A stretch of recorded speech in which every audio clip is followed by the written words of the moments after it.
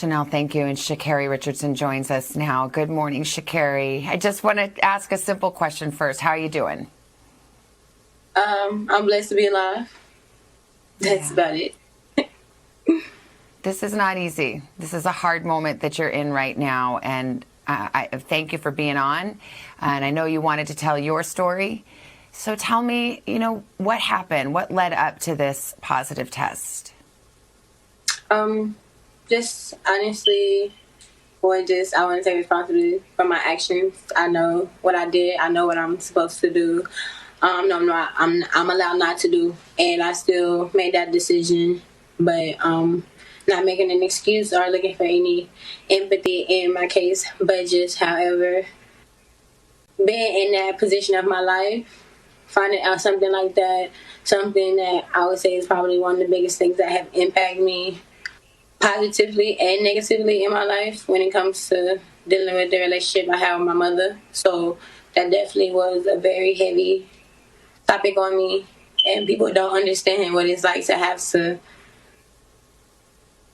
or people do. We all have our different struggles. We all have our different things we deal with. But to put on a face, to have to go in front of the world and put on a face and hide my pain, like, I don't know, who are you, or who am I to tell you how to cope when you're dealing with a pain or you're dealing with a struggle that you've never experienced before, or that you've never thought you would have to deal with. Like, who am I to tell you how to cope? Who am I to tell you that you're wrong for hurting?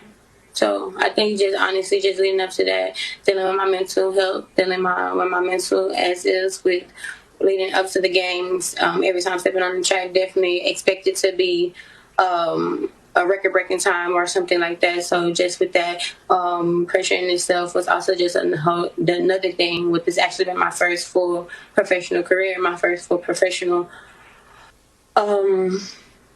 circuit this year due to the pandemic. So just considering all of that put together, long time, my agent, my sponsor, my sponsorship, my family, knowing me dealing with all of this during time. So, Sha'Carri, I just want people to understand where you're coming from, and tell me if this is correct. But it was a few days before your big race and the trials, you found out that your biological mother had passed away. You found out when a reporter told you, and it was after that you ingested some kind of marijuana. I should mention, you were in Oregon. It's legal in Oregon. You didn't violate any law, but it was against the rules of your sport, and as you said, you knew that. But is that what happened? Is that how this unfolded? Honestly, yes, that is the story. I had an interview scheduled with my agent. I knew I was having an interview. I knew going into the interview, I was just thinking it would be a normal interview, and then on the interview to hear that information come from a complete stranger was definitely triggering, was definitely nerve shocking, because it's just like, how are you to tell me that? Like, it's like, and no offense against him at all. He's just doing his job, but definitely that sent me in a state of mind, in a state of emotional panic, if anything. And still knowing that even though I'm here, I still have to go out and put on a performance for my dream, go out there and still compete to what it is. So yes, definitely triggered, and from there just blinded by emotions, blinded by sadness, blinded by just hiding hurt, honestly, for the fact that I know that I can't hide myself. So at least in some type of way, I was just trying to hide my pain. Yeah. The Olympic officials, the U.S. track and field, the anti-doping agencies now have a decision before them. Unfortunately, you will not be able to compete in the Olympics in your race, your individual race, 100 meters. But there is a chance. It's a small chance, but there's a chance you could go to the Olympics and take part in the relay. Are you hopeful for that? Is that what you're holding out hope for at this moment? Right now, I'm just putting all of my time and energy into dealing with what I need to deal with to heal myself.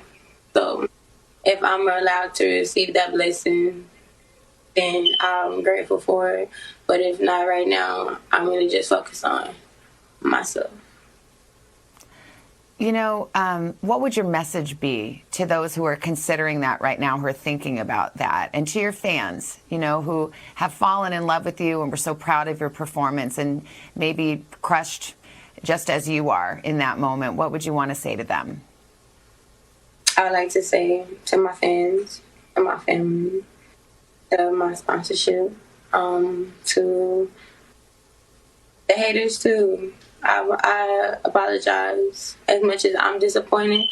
I know that when I swim on the track, I don't represent myself. I represent a community that has shown me great support, great love,